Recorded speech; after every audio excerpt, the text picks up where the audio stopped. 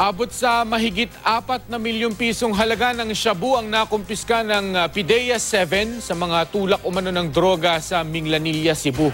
Inaresto ang mag-asawang Richie at April Marikit na itinuturing na high-value targets ng mga otoridad. Nahuli rin ang dalawa pa nilang kasama na sina Arman Texon at Kevin Clark Delfin. Sa Mandaue City naman sa Cebu, arestado ang dalawang lalaki sa buy-bust operation ng pulisya. Kinilala mga suspect na sina Charlie Tundag at Eulogio Gestopa na bagong dagdag lang daw sa drug watch list ng mga otoridad. Nakumpiska sa kanila ang 3 pakete ng hinihinalang shabu at ilang drug paraphernalia. Itinanggi ng mga suspect na nagtutulak sila ng droga pero inamin nilang gumagamit sila. Sa Davao City, timbog sa magkahiwalay na buy-bust operation ng dalawa umanong drug pusher. Unang naaresto si Roel Aglipa Adas nang mabilhan siya ng isang poser buyer na pulis ng pakete ng hinihinalang shabu.